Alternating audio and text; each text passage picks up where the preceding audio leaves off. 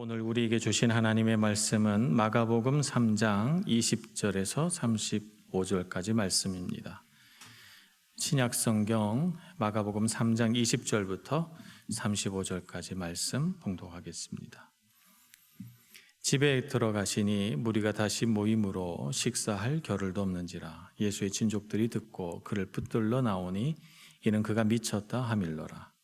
예루살렘에서 내려온 서기관들은 그가 바알세불이 집혔다 하며 또 귀신의 왕을 힘입어 귀신을 쫓아낸다 하니 예수께서 그들을 불러다가 비유로 말씀하시되 사탄이 어찌 사탄을 쫓아낼 수 있느냐. 또 만일 나라가 스스로 분쟁하면 그 나라가 설 수 없고 만일 집이 스스로 분쟁하면 그 집이 설 수 없고 만일 사탄이 자기를 거슬러 일어나 분쟁하면 설 수 없고 망하느니라. 사람이 먼저 강한 자를 결박하지 않고는 그 강한 자의 집에 들어가 세간을 강탈하지 못하리니 결박한 후에야 그 집을 강탈하리라. 내가 진실로 너희에게 이르노니 사람의 모든 죄와 모든 모독하는 일은 사하심을 얻되 누구든지 성령을 모독하는 자는 영원히 사하심을 얻지 못하고 영원한 죄가 되느니라 하시니 이는 그들이 말하기를 더러운 귀신이 들렸다 하미러라. 그때 예수의 어머니와 동생들이 와서 밖에 서서 사람을 보내어 예수를 부르니 무리가 예수를 둘러앉았다가 여짜오되 보소서 당신의 어머니와 동생들과 노이들이 밖에서 찾나이다. 대답하시되 누가 내 어머니며 동생들이냐 하시고 둘러앉은 자들을 보시며 이르시되 내 어머니와 내 동생들을 보라. 누구든지 하나님의 뜻대로 행하는 자가 내 형제요 자매요 어머니이니라. 아멘. 오늘 마가복음 3장 20절부터 35절까지 내용은 예수님의 가족들이 찾아왔다는 이야기가 앞뒤에 이렇게 놓여 있음으로 해서 앞에서 문을 열고 뒤에서 문을 닫고 이렇게 하는 역할을 합니다. 이런 구조를 이제 흔히 샌드위치 구조다 이렇게 말합니다. 그리고 가운데 조금 다른 이야기가 들어가 있는데 이런 구조를 마가복음이 잘 취합니다. 이런 구조를 만드는 까닭은 이 두 가지 사건이 서로 영향을 주고받고 하면서 이 본문의 말씀을 통해서 어떤 한 가지 주제를 주님의 가르치심을 분명하게 드러내기 위해 이런 구조를 만드는 것이죠. 예수님은 복음을 전하시던 갈릴리 호수 그리고 제자를 부르셨던 산에서 돌아오십니다. 돌아오셔서 오늘 본문 말씀을 보면 20절에 집에 들어가시니 이렇게 말씀하시니까 이제 예수님께서 이제 집 안으로 들어가시면 장소가 바뀝니다. 보통 이제 예수님께서 집에 들어가시면 쉬시려고 들어가시는 거예요. 식사도 하시고 몸도 좀 눕히시고 좀 쉬셨다가 또 복음도 전하고 병든 자도 고치고 이렇게 해야 될 거 아니겠습니까? 예수님도 육신을 입고 이 땅에 내려오셨으니까 이 연약한 육신의 영향 아래 있으신 분이잖아요. 피곤하셨을 거라고 생각이 들어요. 그런데 오늘 말씀에 보면 식사할 겨를도 없는지라 이렇게 기록이 돼 있으니까 예수님께서 밥을 먹으려고 하시는데 막 사람들이 모여드니까 예수님이 식사도 하는 둥 마는 둥 또 이제 사역을 하시게 됐다는 거죠.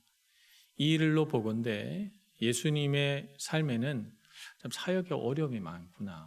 식사도 잘 못하실 정도 그렇게 예수님이 바쁘시고 많은 사람들에게 예수님의 어떤 그런 개인적인 사적인 시간까지 다 주셨다는 것을 알 수가 있고 예수님이 좀 마음이 모지신 분이라면 지금 밥 먹는 시간이니까 귀찮게 하지 마시오 하고 문을 닫아버리면 되는데 문을 다 열어놓고 오는 사람들 다 맞으셔서 식사하는 중에라도 병든 자가 오면 고치시고 귀신 들린 자가 귀신 쫓아내시고 하셨다는 거예요. 예수님 마음이 얼마나 긍휼이 많으신가, 예수님이 얼마나 온유하신 분인가 하는 것을 알 수가 있습니다.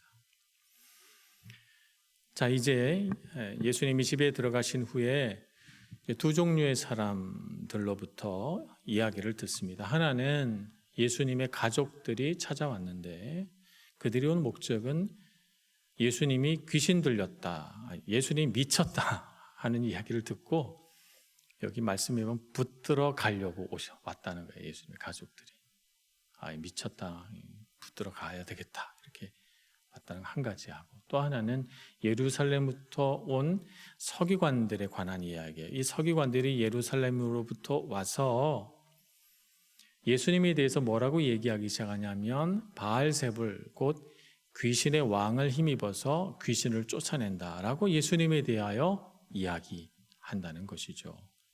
그래서 이 두 종류의 이야기가 서로 다른 듯 하면서 연결되어 있어요. 그래서 귀신이 귀신을 쫓아낸다. 귀신의 왕인 예수가 귀신을 쫓아낸다. 이런 얘기가 미쳤다라고 하는 이야기로 예수님의 가족에게 들려진 거죠. 그래서 걱정이 된 가족들이 예수님을 만나러 온 것이고 데려가려고 하는 것이에요. 자, 그래서 오늘 이야기가 시작이 됩니다. 예수님은 이 예루살렘에서 온 서기관들을 불러 예수님이 계신 집 안으로 데려옵니다. 그리고 그들에게 비유 말씀으로 가르치기 시작하시죠. 서기관들 그러면 말씀을 필사하는 사람들을 서기관이라고 합니다. 말씀에 대한 열정과 책임이 있지 않으면 이 서기관의 일을 할 수가 없어요. 옛날엔 인쇄 기술이 없으니까 한자 한자 똑같이 썼거든요. 그 한 페이지를 다 썼는데 마지막 자에서 딱 틀리면 어떻게 돼요? 그거 다 버리는 거예요. 다시 써야 돼요. 그래서 이분들은 한자 한자를 정성 들여 썼고 글씨를 쓰다가 성경을 필사하다가 하나님의 이름이 나오면 여호와라고 하는 하나님의 이름이 나오면 그 이름을 쓰기 전에 먼저 가서 몸을 씻고 단정히하고 다시 그 하나님의 이름 신명 네 문자라고 하는 히브리 네 글자를 쓰고 또 다음으로 넘어가고 이렇게 했다는 것이죠. 이 사람들은 말씀의 열정이 많은 사람들이에요. 동시에 말씀에 대한 자부심, 우리가 제일 하나님 말씀을 잘한다라고 하는 높은 자긍심도 가지고 있어서 이런 사람들은 말씀에 대한 권위가 자기들에게 있다고 생각하는 사람들입니다. 그래서 그들이 예루살렘으로부터 이렇게 내려온 이유는 예수님을 조사하려고 온 거예요. 조사하려면 당사자인 예수님을 만나야 마땅한데 예수님은 만나지 않고 예수님이 없는 곳에서 백성들을 향하여 귀신의 왕을 힘입어 귀신을 쫓아낸다라고 하는 말을 하고 다닌다고 하니까 이들이 가지고 있는 마음이 선한 마음이 아니라 불순한 마음이 있구나 하는 것을 알게 됩니다. 정말 귀신의 왕을 힘입어서 쫓아내는지 안 그런지 예수님 만나야 되잖아요. 안 만나고 그런 말을 했다는 것입니다. 이 말을 예수님에게 한 것이 아니라 백성들에게 한 것이니까 이들이 이런 말을 만들어서 퍼뜨리는 까닭은 백성들의 마음을 자기들이 좀 어지럽게 하기 위함이죠.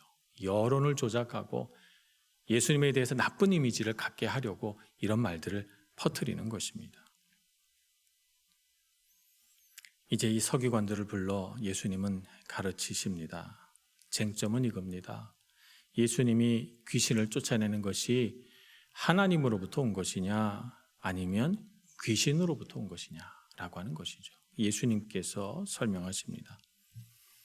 한 나라가 바로 서려면 그 나라가 분쟁하면 그 나라 안에서 막 사람들이 싸우면 나라가 서겠는가? 가정이 바로 서려고 하면 그 가정 안에서 막 가족들이 싸우면 그 가정이 바로 서겠는가? 나라도 가정도 서로 화목하고 하나 될 때 바로 서는 것처럼 귀신의 나라도 그렇지 않겠는가? 근데 귀신이 귀신을 쫓아내고 막 이런 분쟁하면 귀신의 나라가 바로 서겠느냐? 그러니 당신이 귀신의 왕을 힘입어 귀신을 쫓아낸다 하는 말이 논리적으로 맞는 말인가? 맞지 않는 말이라는 것이죠. 예수님은 비유를 통해서 통렬하게 서기관들이 하는 말들이 잘못된 말임을 가르치십니다. 서기관들은 왜 이런 주장을 하는 것일까요? 잠시 그들의 입장에서 생각을 해보겠습니다. 예수님이 귀신을 쫓아냈다 하는 이야기를 듣습니다. 아마 귀신이 나갔다는 사람들을 만나서 그들의 증언도 들어봤을 거라고 생각해요. 이 사람들의 결론은 귀신이 나갔다라고 하는 것은 부정할 수 없는 사실이라고 본 거예요. 예수님이 귀신을 쫓아내는 능력이 있다라고 하는 것은 인정해요. 문제는 뭐냐면 예수님이 귀신을 쫓아내는 과정에서 율법을 존중하지 않는다. 율법을 어긴다는 것입니다. 사람을 고치는데 내 죄사함을 받았나니라 이렇게 말해서 예수님에게 죄사함의 권세가 있다는 걸 알린다든지, 혹은 죄인이라고 일컬어지는 사람들과 같이 밥을 먹는다든지, 율법에 보면 율법의 어떤 그런 율법에서 파생된 여러 조문에 보면 이런 죄인들과는 같이 교제하지 말라고 돼 있거든요. 근데 예수님은 죄인들과 앉아서 같이 밥을 먹고 교제하니까 이것도 불편한 거예요. 이 서기관들과 바리새인들에게 말입니다. 금식도 하지 않죠. 안식일에 병들린 자를 보게 되면 회당에서 병들린 자를 고치고 장애자를 회복시키고 이런 일을 합니다. 그래서 그들이 가진 기준으로 볼 때 예수님은 율법을 부정하는 사람이에요. 그래서 그들이 생각하기를 율법을 부정하는 자가 메시아일 수 있는가라고 하는 질문에 이르게 되는 것이죠. 그래서 예수님은 메시아가 아니다. 그들은 이렇게 결론을 내고, 그렇다면 예수님이 병자를 고치고 귀신을 쫓아내는 건 어떻게 해석할 수 있느냐는 거예요. 메시아가 아니다라고 하는 결론을 가지고 예수님을 보니까 귀신 왕을 힘입어서 쫓아내나 보다 이렇게 생각하고 비난하는 것입니다. 그들이 와서 보니 율법을 존중하지 않고 율법을 부정하는 자처럼 보이고 메시아도 아니라고 보는데, 그런데 백성들은 예수님을 좋아하고 예수님의 가르침 듣기를 기뻐하고 예수님을 존경하고 사랑하고 예수님 쫓아다녀요. 인기가 너무너무 많아요. 그래서 그들은 자신들은 이렇게 율법을 붙들고 사는데 자신들은 예수님만한 그런 인기와 존경을 못 받는데, 예수님은 이렇게 백성들에게 인기도 많고 존경받고 있으니 그들의 마음속에 시기와 질투심도 일어납니다. 그래서 말을 만든 거예요. 귀신의 왕을 힘입어서 귀신을 쫓아낸다. 어떤 확신이 있거나 증거가 있어서 하는 말이 아니라 메시아가 아니니까, 이런 결론 속에서 말하는 것입니다. 이 서기관과 바리새인들에게 있어서 맹점은 뭐냐 하면 자기 자신의 생각이 틀렸을 수도 있다는 생각을 안 한다는 거예요. 사람의 생각은 틀릴 수 있잖아요. 그들이 가진 종교적 신념이나 신앙이 잘못된 길에 들어설 수도 있잖아요. 예수님의 말씀을 듣고 그 말씀을 묵상하며 나는 과연 말씀 앞에 바로 서 있는가라고 뒤돌아볼 줄 아는 신앙인이 진짜 신앙인 아니겠습니까? 그런데 그들은 자기들의 종교적 신념은 절대 틀릴 일이 없다고 확신합니다. 예수님으로부터 배우려고 하지 않습니다. 예수님의 말씀을 그 진정한 의미를 깨달으려고 하지 않고 오히려 예수님이 가진 그 백성들로부터의 인기와 예수님이 가진 능력들을 시기하고 질투해서 이런 말들을 지어내는 것이죠. 이것은 하나의 언어적인 폭력이고 예수님이 하는 사역 자체를 백성들에게서 부인하려고 하는 시도라고 볼 수가 있습니다. 우리가 살아가는 세상을 봅니다. 이 세상을 보면 예수님의 말씀처럼 분쟁하는 나라는 제대로 설 수 없고 분쟁하는 가정은 제대로 설 수가 없습니다. 그런데 분쟁하는 나라가 있어요. 분쟁하는 가정이 있습니다. 현상적으로 그렇다는 것이죠. 예수님의 말씀이 틀렸다는 것이 아니라 예수님의 말씀이 맞는데 오늘날에 우리 사람이 살아가는 세상을 보니까 나라 안에 많은 사람들이 이런 힘을 가진 사람, 이런 힘을 가진 사람들이 서로 막 싸워요. 나라가 분열됩니다. 가정 안에서도 자기가 잘못될 수 있다는 걸 인정하지 않고 네가 문제야 그러면서 가정 안에서도 싸웁니다. 그런 가정들이 있습니다. 이런 일들이 왜 생기는 걸까요? 르네 지라르라고 하는 프랑스 학자는 희생양 이론이라고 하는 것을 가지고 이 현상을 설명합니다. 폭력이 폭력을 몰아냄으로써 자신의 폭력적 권력을 유지한다라고 하는 것이 이 이론의 중심이에요. 말하자면 큰 힘을 가진 어떤 세력이 작은 힘을 가진 세력을 폭력을 사용해서 몰아냄으로써 자신들이 정의다라고 말하는 거예요. 그러면서 그 큰 힘을 가진 권력이 자기가 사용하는 이 폭력적인 권력을 정당화시키면서 나라를 차지한다는 것이죠. 사람 개인에게도 이런 현상들이 있고요. 하나님의 나라는 어떻습니까? 하나님의 나라는 폭력이라고 하는 것을 원천적으로 부인합니다. 하나님의 나라는 폭력성이 없어요. 이사야서에 보면 하나님의 나라를 어떻게 그리는가 하면 사자가 어린 양과 함께 뛰논다 이렇게 돼 있어요. 어린이가 뱀의 굴에 손을 집어넣어도 해를 입지 않는다고 돼 있어요. 하나님의 나라는 폭력성이 원천적으로 사라진 나라가 하나님의 나라입니다. 오늘 서기관과 바리새인들은 어떻게 하고 있어요? 폭력을 사용하고 있죠. 자신들이 옳다는 것을 애써 증명하지 못하니까 예수님이 하는 일이 귀신의 왕을 힘입어서 하는 일이라고 예수님에게 근거 없는 비난을 하고 있어요. 언어적인 폭력입니다. 예수님의 말씀을 듣지 못하게 하려고 백성들의 귀를 막고 싶은 거예요. 예수님은 어떻습니까? 예수님이 이 땅에 사시면서 어떤 삶을 사셨습니까? 폭력을 사용하지 않으셨죠. 예수님은 오히려 폭력적인 세상 속에서 예수님이 가지신 인자함과 인격적인 방식으로 폭력에 맞서셨습니다. 이 모든 바리새인들과 서기관들이 하는 언어적인 폭력에 예수님의 지혜로운 마음과 온유하신 마음, 인내하는 마음으로 그들과 맞서셨어요. 그래서 오늘 말씀에도 보면 이런 근거 없는 비난을 하고 있는 서기관들을 불러서 그들에게 비유로 가르치고 계시거든요. 이 바리새인과 서기관들은 지난주 말씀에서 헤롯당과 함께 예수님을 어떻게 하면 죽일까 모의했다고 했습니다. 그들이 모여서 머리를 맞대고 이런 정치 집단, 이런 권력 가진 사람들과 함께 모여서 어떻게 하면 저 예수를 죽일까 의논하는 그 생각 자체가 사실은 굉장히 폭력적인 거거든요.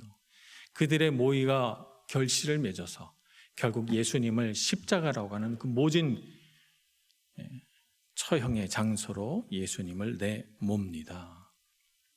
그래서 그들의 권력을 가지고 예수님을 십자가에 못 매달아요. 고통받게 합니다. 얼마나 잔인한 형벌이고 잔인한 폭력입니까?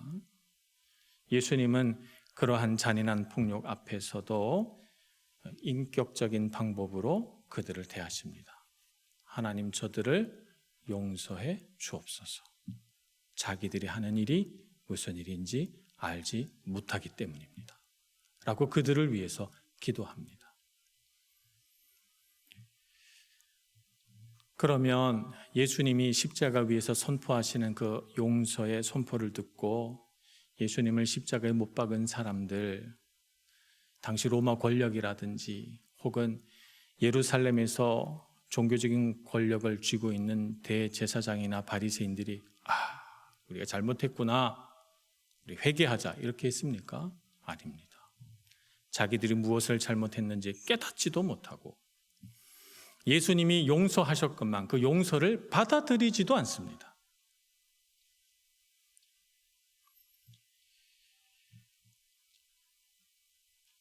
오늘 예수님은 이렇게 비유로 가르치시면서 제일 마지막에 이렇게 말씀하세요. 28절 29절에 보면 내가 진실로 진실로 너희에게 이르노니 사람이 모든 죄와 모든 모독하는 일은 사하심을 얻되 누구든지 성령을 모독하는 자는 영원히 사하심을 얻지 못하고 영원한 죄가 되느니라고 했거든요. 그래서 이제 성령 모독죄다 이렇게 이야기를 하면서 어떤 죄가 성령 모독죄냐 이렇게 말합니다. 성령을 모독하는 어떤 죄가 있는 것이 아니라 이렇게 깨닫지도 못하고 회개하지도 않고 하나님의 용서에 대하여 무지한 마음이 성령 모독죄예요. 그런 마음 속에서 사는 것, 이거는 어떻게 방법이 없어요. 하나님이 우리 모든 죄인을 용서하시고자 할 때, 주님, 제가 죄인입니다 라고 고백하면서 이런 죄인을, 내가 받을 형벌을 예수님이 대신 받으시고 주님이 저를 위해 돌아가셨군요, 이렇게 생각해서 주님, 저를 그렇게 용서해 주시다니, 이렇게 생각하면서 주님 앞에 나온 사람은 은혜가 있어요. 이런 사람에겐 소망이 있습니다.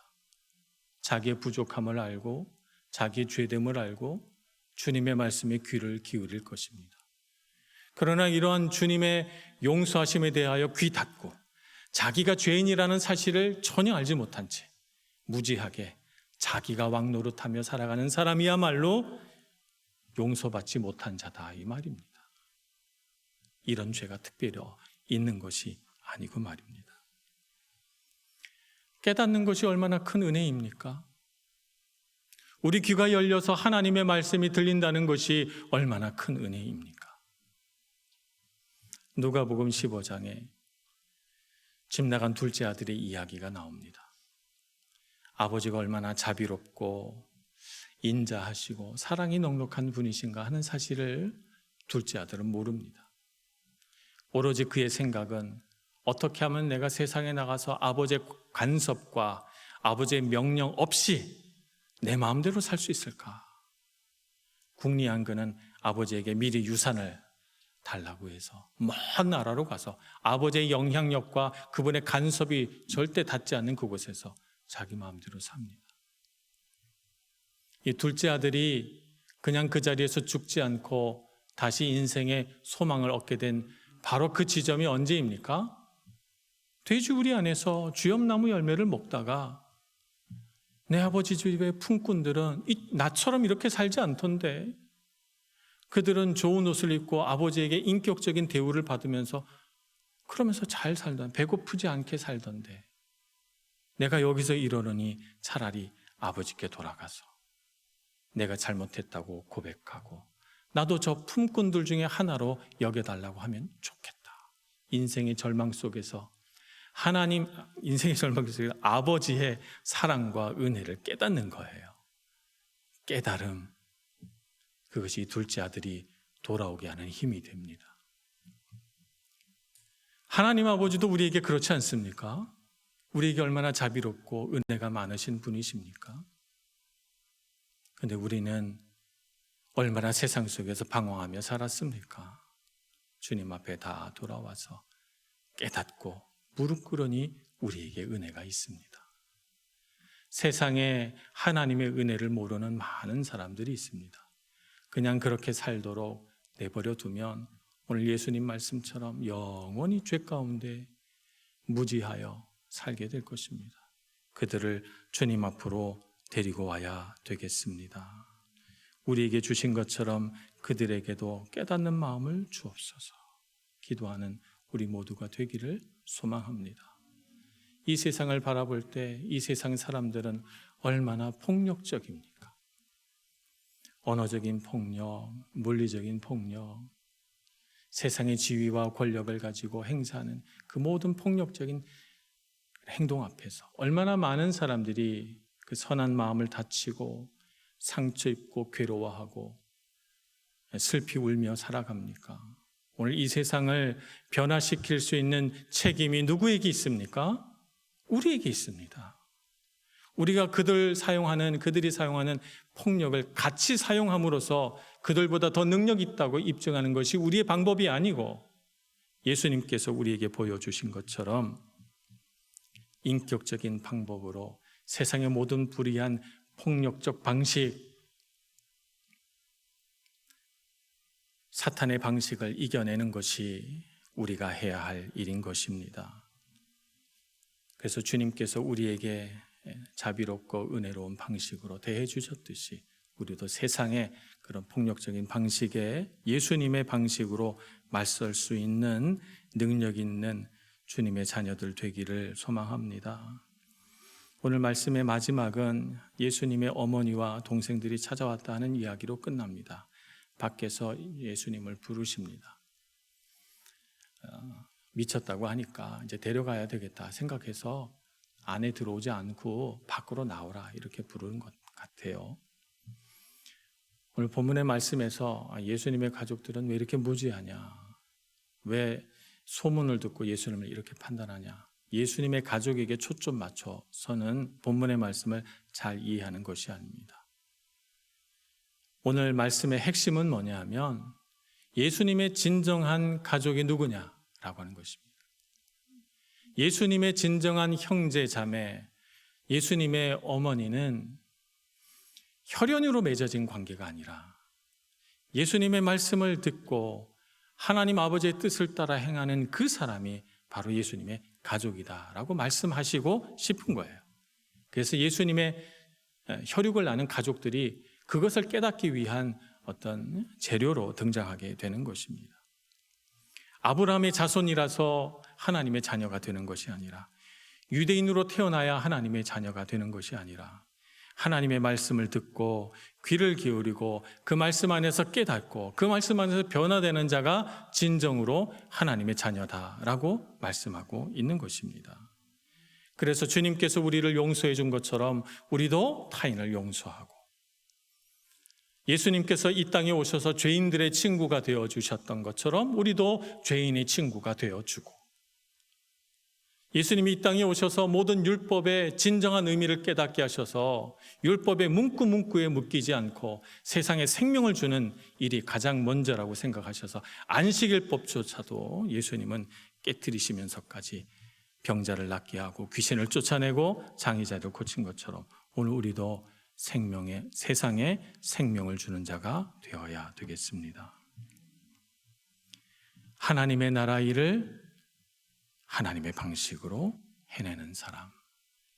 그래서 세상의 방식을 따라가지 않고 진정으로 이 땅에 하나님의 나라를 이루어내는 사람들 되기를 소망합니다. 세상은 저마다 힘 있다고 자랑하는 이런 세상입니다. 우리의 힘은 어디에 있습니까? 우리의 힘은 센 말에 있지 않고, 우리가 소유한 물질의 크기에 있지 않고, 세상의 지위에 있지 않고 예수님의 마음에 있는 줄로 믿습니다. 주님의 마음으로 관계를 맺으시고, 주님의 마음으로 사업을 일으키시고, 주님의 마음으로 세상 땅끝까지 복음을 전하시는 여러분 모두 되시길 축복합니다. 기도하겠습니다. 주님, 우리의 마음이 어리석어서 세상이 불의하다고 말하면서도 세상이 가진 권력과 힘을 탐내고 부러워하고, 우리도 모르는 사이에 그 방식을 쫓아 살았던 우리의 어리석고 미련한 마음을 회개합니다. 이제 주님께서 주님을 향한 이 언어적 폭력 앞에 인격적인 방법으로 담대히 맞서셨던 것처럼 하나님 우리에게도 예수님의 능력 주셔서 인격적으로 살아내게 해주옵소서. 지혜롭게 하시고 능력 있게 하시고 담대히 맞설 수 있는 믿음의 힘도 더하여 주셔서 우리가 사는 곳 어디서든지 예수님의 향기가 드러나는 저희들 되게 해주옵소서. 예수님의 이름으로 기도합니다. 아멘.